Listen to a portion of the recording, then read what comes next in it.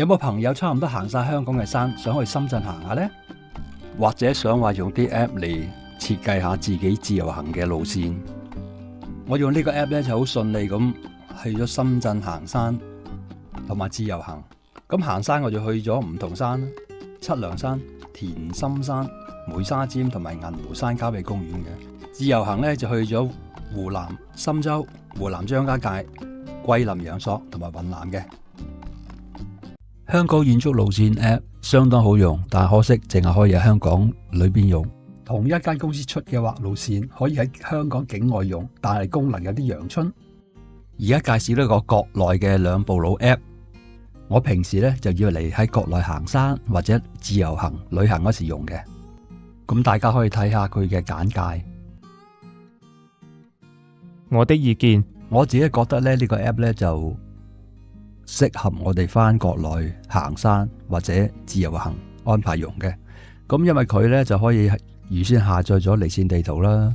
咁但係如果香港境內嘅市區用咧就 OK 嘅，但係如果喺香港行山咧，嗰啲山嘅線路咧就係麻麻地清楚嘅。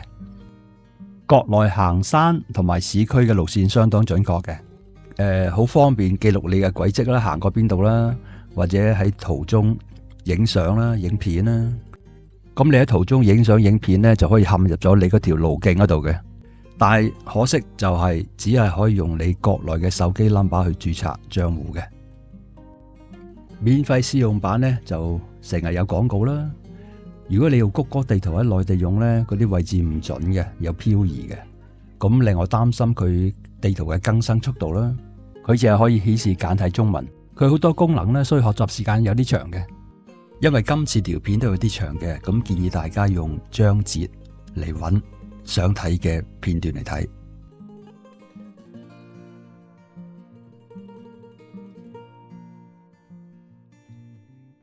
安裝蘋果或者安卓手機都可以安裝到嘅。咁你手機掃呢個二維碼或者輸入呢個網址，咁佢就會帶你去佢嘅官網。咁你見到官網之後呢，就掃到去最底個頁。蘋果手機就撳蘋果版下載，咁佢就會跳去 App Store 度，咁你只要正常下載啦。咁我而家用安卓手機示範，撳安卓下載，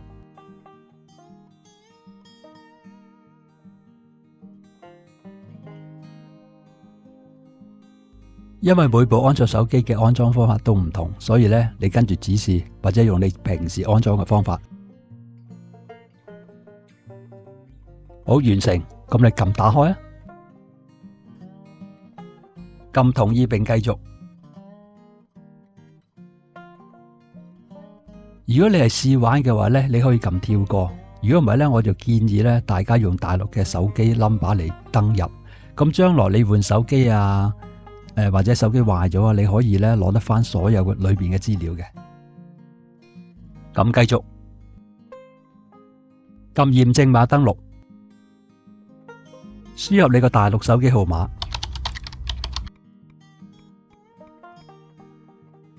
撳獲取驗證碼，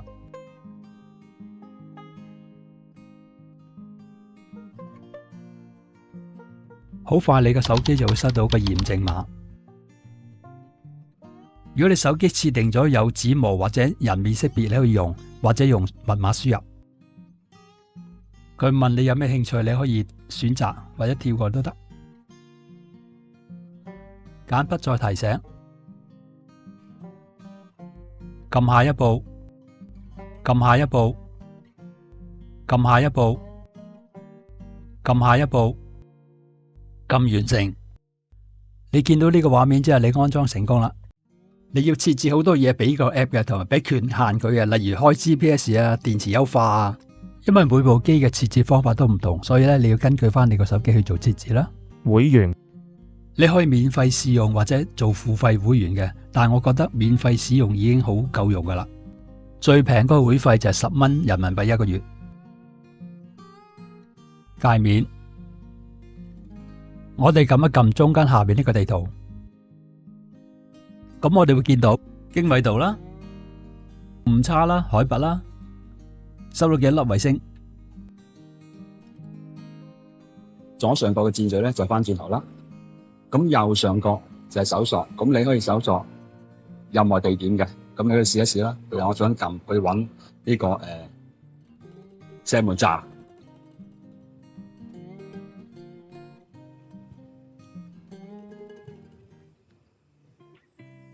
好啦，咁石門站出咗嚟啦，咁就撳佢一下啦，你去揾啱你嘅，撳一撳。嗱，咁石門站都出咗嚟㗎啦，就會喺最中間嘅。好啦，工具咧就係有呢幾樣啦，添加興趣點啦，目的地啦，手繪規劃啦，指南針啦，好多測佢都可以疊加可以疊加軌跡，疊加你嘅興趣點。可以控制指南針嗰個大細，顯示特高線等等等等。左下角呢個居中就係撳一下咧，你個人嘅實際位置咧就會喺翻地圖中間。呢個方向，你轉方向，佢咧個畫面喐，但係咧個指南針咧就個方向咧就跟住你轉。咁另外一個咧再撳一下咧就視覺跟隨嘅，即係話咧，你個頭向邊度，佢就跟住你轉。咁記錄啦，就係記錄咗你行過去邊度啦。導航就係頭先講咗啦，導航去你想去嘅地方，或者導航嗰個軌跡嘅。尋找行山線路。咁而家我哋揾其他師兄上載咗落書法嘅行山路線。咁我哋首先咧去翻首頁啦，跟住咧就撳呢個放大鏡，跟住你就撳你想去嘅地方啦。譬如我想去梧桐山嘅，咁我哋打梧桐山啦。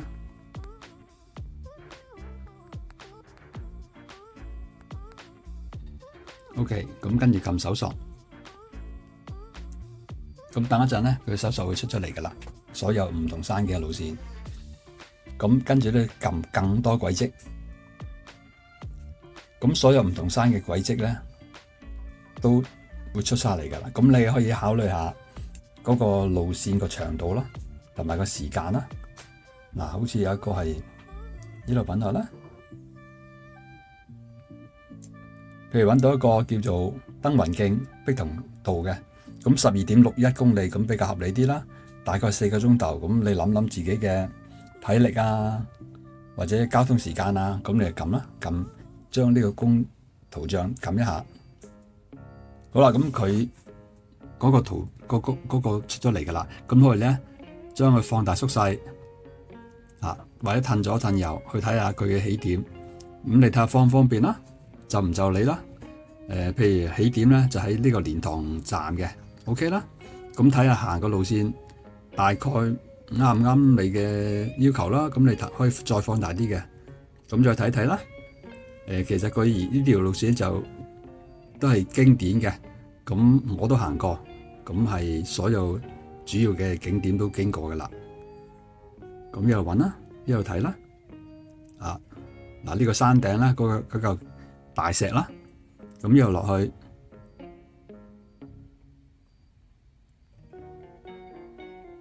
經埋呢個電視塔嘅。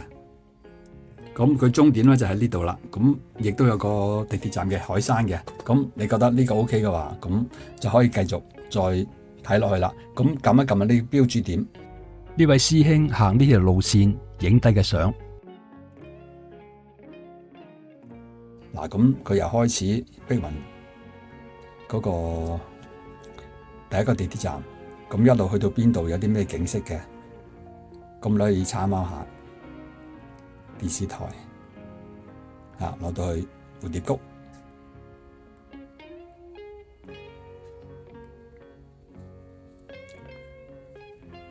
好啦，最尾去到山海地鐵站，咁 OK 咗之後咧，咁你撳呢個箭嘴翻轉去呢個箭嘴啦。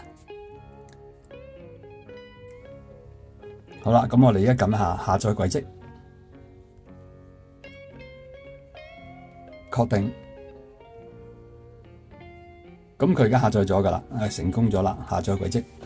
咁咧，我哋唔使理佢嘅，翻出去首頁啦，撳呢個向前箭嘴啦，翻出首頁，係啦。咁而家想揾翻頭先嗰個路徑咧，譬如你下次去行山嗰時咧，就撳我的，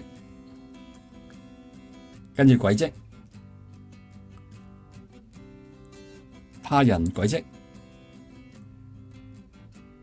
嗱，咁我可以揾翻出嚟啦。如果你唔用導航嘅話，你就咁揸住個手機，跟住佢行啦，當係一個電子地圖。記錄軌跡，記錄翻我今次行嘅路線。咁有可能你係可能會行多少少行啲捷徑啊，咁都未定嘅。咁你知道實際上你行咗邊度咧，你就用呢個記錄軌跡。咁亦都係啦。咁我哋撳首頁，跟住撳中間呢個地圖。打開咗地圖之後咧，咁你咧就撳呢個公仔。咁其實冇乜所謂嘅，呢個不過係記錄翻你呢條路徑係咩種類嘅啫。咁可以徒步啊、爬山啊、踩單車啊、跑步都得嘅。比如我哋今次行山啦，咁我哋撳爬山啦。好啦，咁跟住咧就撳開始爬山。開始爬山。好啦，咁你而家個手機咧已經係開始記錄你嘅路徑噶啦。咁你一路行山就咁一路袋住個手機啦，咁一路記住路徑噶啦。好啦，到你去，譬如有啲地方你要大休啊之類嘅話咧，你就撳一下呢個暫停，再撳暫停。記錄已暫停。好啦，到你繼續開始嘅話咧，咁就撳呢個繼續掣啦。好啦，繼續休息完啦，繼續行啦，咁撳繼續啦。記錄已恢復。亦都係啦。好，到你去到終點啦，你想停機啦，點咧？撳一下暫停。記錄已暫停。跟住咧要長撳呢個結束掣，長撳2秒都鐘到啦。咁佢就會記錄咗你嘅軌跡噶啦。讀取軌跡，如果你要揾翻以前記低咗嘅路徑咧，你就會撳啦。我的軌跡呢度咧會顯示晒所有嘅路徑嘅，咁你就揀翻你想要嗰個啦。咁跟住咧一打開咧，佢就會顯示翻出嚟嘅，咁你就可以繼續更改啊，傳送俾人啊，或者自己攞嚟行山用啦。興趣點，加興趣點，咁我哋撳我的，跟住撳興趣點，跟住撳添加興趣點，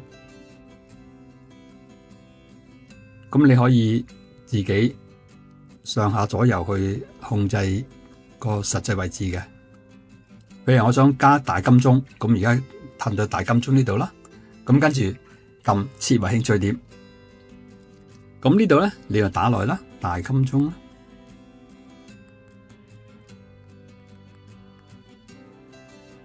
OK 啦，咁類型你可以揀啦，揀類型，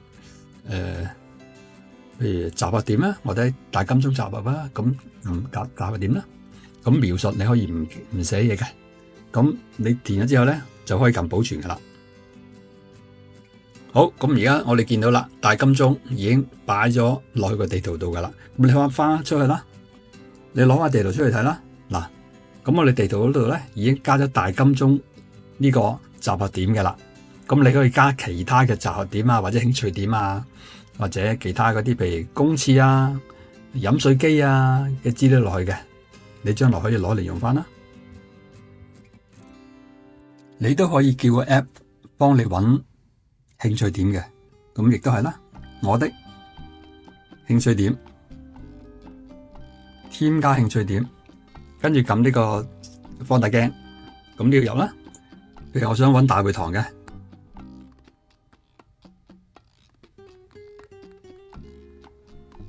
咁個大會堂呢個 keyword 嘅地點咧都會出晒嚟嘅，咁你揾啦。譬如我想揾香港大會堂嘅干諾道中嘅，咁啊撳呢個啦。咁佢咧就會指示到嗰個地點嘅啦。咁如果你覺得呢個地點啱就用啦，如果唔係咧就可以褪咗褪，由自己再 set 個位置嘅。咁跟住撳設為興趣點，咁同頭先嘅操作一樣嘅。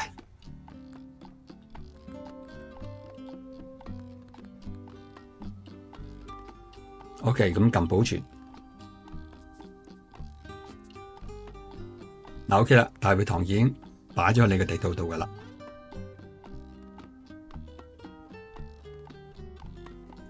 讀取興趣點，你想揾翻啲舊嘅加咗嘅興趣點出嚟，咁你一撳我的興趣點，咁你以前加咗嘅興趣點咧會全部 show 晒喺度嘅，咁你可以攞翻出嚟。譬如我哋而家揾大會堂啊，咁啊撳一撳大會堂啦，跟住撳上面呢個地圖仔，咁你個大會堂咧嗰個點咧就會喺個地圖中間顯示嘅，咁你咪自己可以攞嚟用咯。設計軌跡，我哋要撳我的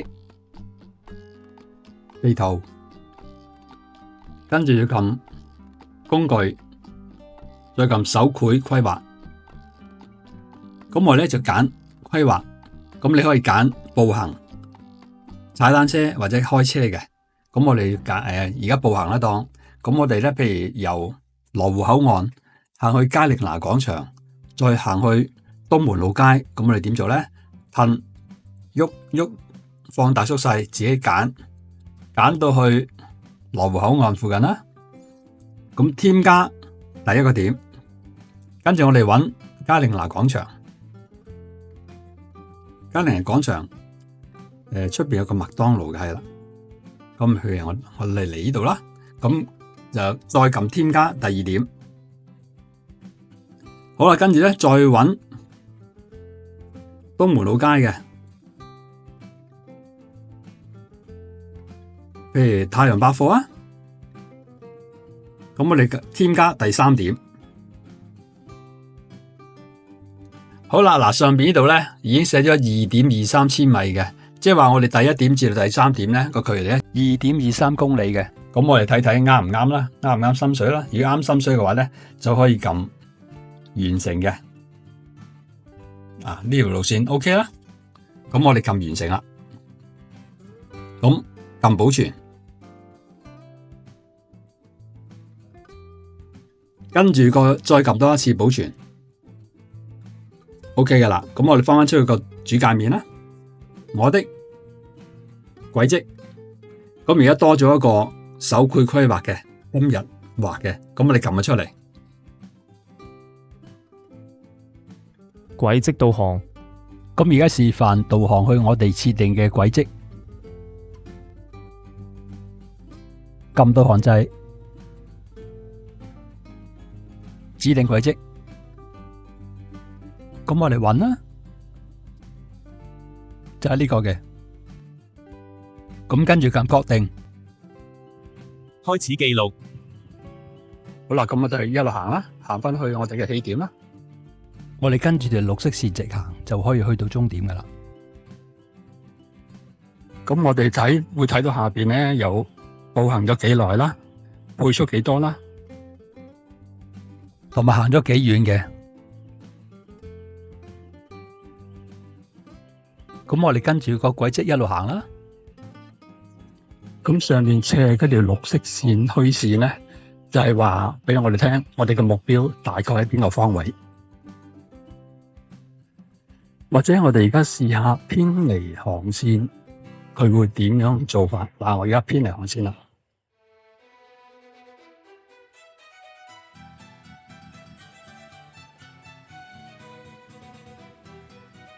請注意，你已偏離航線超過20米。係啦，咁佢就會警告你嘅。咁你聽到之後咧，就翻返轉頭啦，行翻個正確軌跡啦。你已回到航線。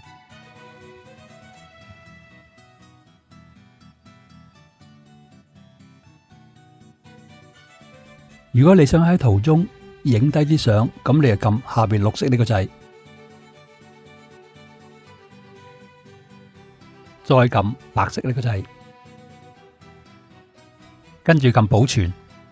好啦，譬如你去到終點啦，想停機啦，咁點咧？我哋就撳暫停掣，長撳。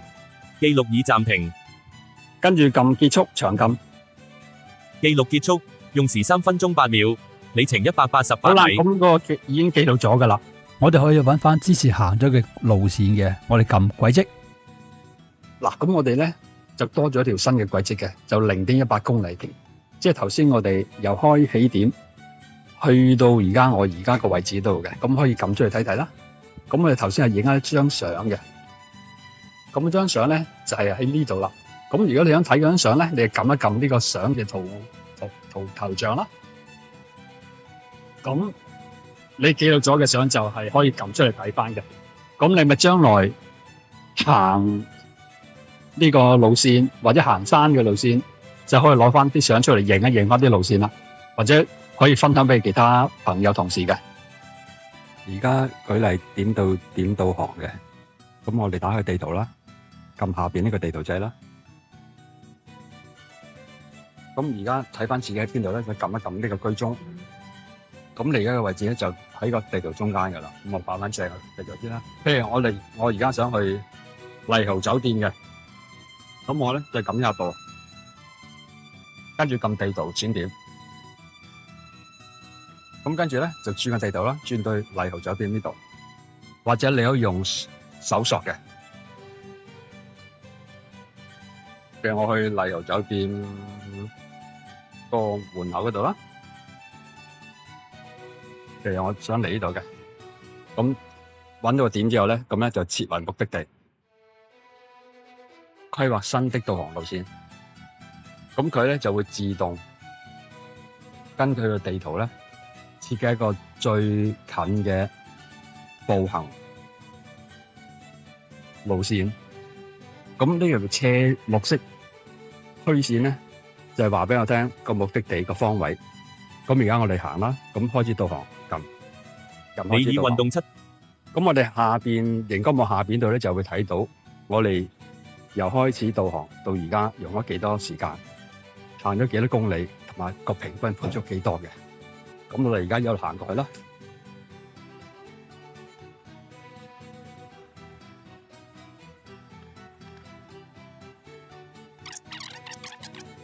我哋而家示範下。如果你離開咗嗰條路徑咧，佢會點樣啦？咁而家我行正，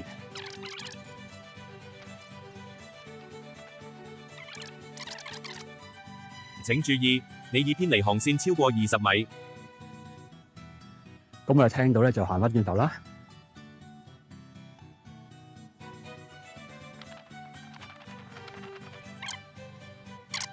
你已回到航線。好啦，譬如喺途中，你想影低啲風景啊，或者一啲記認嘅，咁你可以用呢個 app 嘅影相功能嘅。咁你咧就撳下邊綠色呢個掣，好，跟住撳白色呢個拍攝掣。影完之後咧，佢就問你，咁你就撳保存啦。嗱，咁你咧影咗張相咧，佢咧就有一個圖標喺度嘅。即係下次攞翻呢個路徑出嚟睇咧，就會見到呢張相個圖標，跟住我哋撳咗出嚟咧，就可以。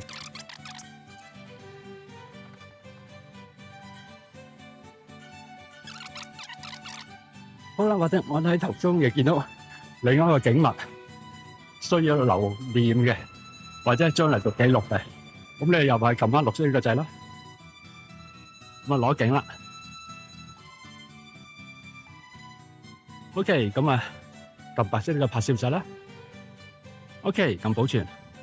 嗱，咁你呢個路徑上面咧，就會有2張相個圖標顯示咗出嚟噶。咁你第時可以攞出嚟睇嘅。譬如假設你而家已經到咗終點啦，咁你咧就撳呢個暫停掣，記錄已暫停。跟住咧長撳結束2秒。恭喜你完成記錄。本次記錄累計686米，耗時6分鐘6秒，平均公里耗時8分51秒。期待你的下一次表現。好啦，我哋撳左上角呢個箭仔，咁佢咧就會有一個總結俾你，你行咗幾遠，行咗幾耐，平均配速幾多，行咗幾多步。咁你咧再撳左上角呢個箭仔，要長撳呢個交叉結束掣。結束咗啦，頭先佢係路徑啦，已經記錄咗嘅啦。咁我哋攞出嚟點睇咧？撳我的，跟住撳軌跡。我哋嘅軌跡咧就已經出現咗嘅啦，就係呢個啦。2025年11月26日。咁撳翻佢出嚟睇啦。嗱，咁頭先我哋由沙田呢度行到去元和路體育館嘅。咁嗱，大家見到咧，裏邊有兩張相嘅。咁譬如你想睇翻個景物，咁喺度撳啦。你想睇翻個景物，你就撳啦。嗱，第一張相出咗嚟啦。咁我想放大嚟睇咧，就撳多一下。咁啊呢張相啦，想翻出嚟咧，撳翻左上角正就咧。想睇第二張相，又係下載離線地圖。呢個 app 咧係可以下載離線地圖嘅，咁你喺冇網絡嗰陣時咧都可以用到。咁我哋首先咧就撳呢個地圖，跟住撳圖層，跟住揀呢個高德地圖啦，跟住再撳離線地圖下載嘅。咁呢幾個地圖咧都可以用到嘅，但係咧高德地圖咧就比較好用，同埋可以下載離線地圖嘅。咁我哋撳到高德地圖啦。咁我哋港澳梗係要下載先啦，咁啊撳港澳啦，跟住撳香港特別行政區向下呢個箭嘴，咁佢而家下載緊噶啦。咁下載埋深圳啦，咁廣東省啦，深圳市啦。好啦，咁兩個地圖都下載緊嘅，咁我哋可以睇到，撳翻下載管理呢度咧，可以睇到下載緊，同埋咧你下載咗邊啲地方嘅，咁我哋等佢完成就 OK 噶啦，咁就可以冇網都可以用到地圖嘅。好啦，而家下載完成啦。疊加興趣點及軌跡，加嘅軌跡同埋興趣點咧，顯示喺地圖嗰度咧，你就要打開疊加軌跡及興趣點。咁我哋打開地圖之後咧，我哋撳一撳呢個疊加呢個掣，跟住咧最上嗰兩格咧，疊加軌跡打開，疊加興趣點打開。咁之後咧，你就會見到地圖上咧就會多咗你設計嘅軌跡同埋你設計嘅興趣點嘅。咁你可以隨時刪咗佢啦。再撳疊加，刪咗兩隻眼，咁咧地圖上咧嗰兩個地點咧或者條軌跡咧都會唔見咗嘅。設置地圖類嘅 app 嘅手機設置係好緊要嘅，咁我建議大家可以跟住呢個設置嚟做。咁咧首先咧撳我的啦，跟住咧撳左上角呢三碼。跟住撳設置，佢有幾個嘅。第一個語音廣播設置，呢個 app 咧就可以每1公里或者你設定嘅距離報一次配速幾多，咁用聲音廣播啦。咁偏離咗如果偏離咗20米咧，佢就會警告你。咁自動備份啦，我建議大家都係打開自動備份嘅。咁另外咧，最緊要就係呢個更多設置啦，記錄設置，記錄設置，大家可以跟住呢個嚟做啦。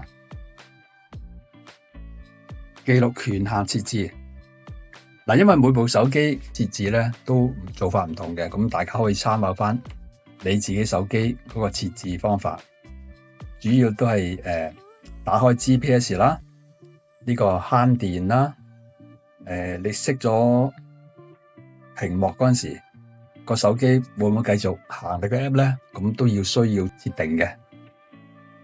呢個系統權限設置，呢個好緊要啦。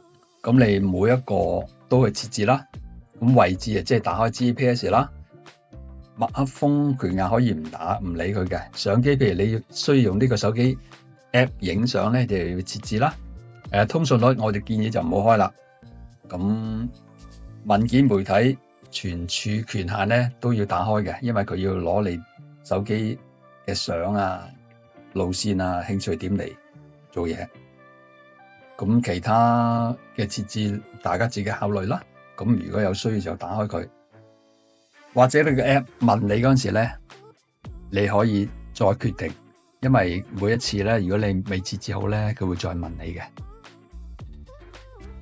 地圖設置，打開地圖旋轉，你打開咗之後咧，你可以用兩個手指轉，令到佢可以360度咁轉嘅。如果唔係咧，就梗咗咧就唔係咁方便。實例一：自由行景點路線先後次序。通常我會揾 AI 幫我揾啲景點，同埋幫我定個路線次序嘅。我就用呢個兩步路 app 畫出實際嘅路線。咁我去到旅行嗰時咧，攞住呢個手機咧，開咗呢個 app 咧，我就可以根據佢嗰個路線圖嚟走，就唔會話漏咗啲景點，同埋唔會嘥咗啲路嘅。咁咧，而家我就示範啦。咁我首先咧就打開你個 app 啦，撳下邊呢個地圖，跟住撳工具，跟住手繪規劃，跟住撳規劃步行。好啦，咁而家因為我唔係好熟嗰個位置啊，咁我係用佢嘅搜尋嚟揾嘅。咁撳呢個放大鏡啦，咁跟住入咧麗江古城大水車，撳搜索。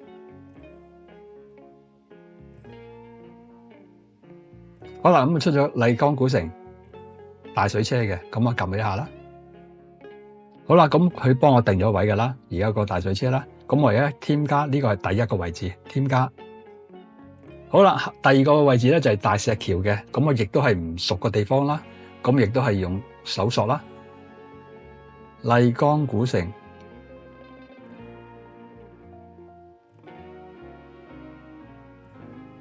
大石橋，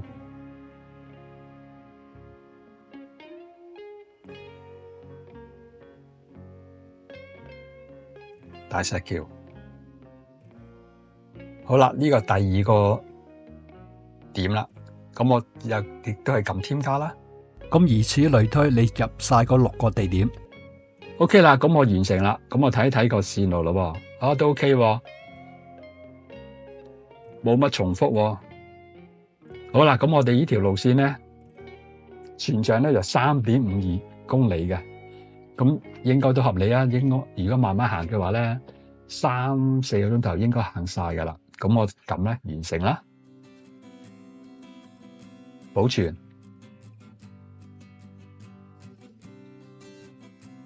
好啦，咁我俾個名佢啦，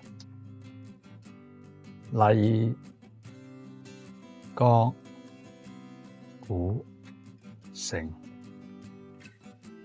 路線圖。OK， 保存。好啦，咁呢個路線咧就已經係記咗喺我哋個軌跡嗰度噶啦。咁我哋翻上一格啦，翻上一頁啦，再翻上一頁啦。好啦，咁而家可以揾翻出嚟嘅。咁我的軌跡嗱，咁啊有個麗江古城路線圖咯，係頭先畫嘅。撳翻佢出嚟睇一睇。嗱，咁啊頭先我哋畫嘅路喺度咯。咁如果我哋到時去到麗江古城，攞呢個地圖出嚟，跟住呢個路線走，咁咪唔會漏咗景點咯，或者行錯路咯。實例二：景點路線及酒店。自由行我一般係咁樣做法嘅，揾人工智能幫我揾值得去嘅景點，跟住用佢嚟幫我決定每一日去邊幾個景點同埋個次序。咁跟住咧，我就決定喺邊幾個位置訂酒店。咁我用湖南深州4日3夜嘅自由行嚟做個例子。咁我高鐵站喺呢度，咁人工智能咧就提議我第一日玩呢幾個位置，第二日玩呢幾個位置，第三日玩呢幾個位置。所以第一晚、第二晚嘅酒店我係訂喺呢度附近嘅，第三晚酒店我就訂喺呢度附近嘅。咁我第三日玩完之後咧，可以翻去呢度瞓覺，咁第4日可以好他條咁坐高鐵。實例三：找回集合點。好多時你去旅行嗰陣時，好容易咧會去到一個你唔熟悉嘅地方，泊低咗架車，或者你要翻去呢個地點，打開地圖啦，咁跟住咧撳一下居中，咁而家就顯示到你而家實際嘅位置啦，咁跟住咧就撳工具，添加興趣點，跟住就設為興趣點。咁你俾個名佢啦，譬如泊車位啦，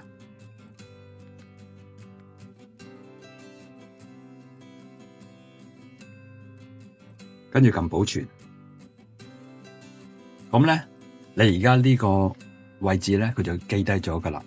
咁你咪去行景點咯，行完景點行到兜嚟兜去都唔記得咗係自己嘅車泊咗喺邊嘅，或者要翻去個集合點喺邊度嘅。咁你就打開呢個地圖啦。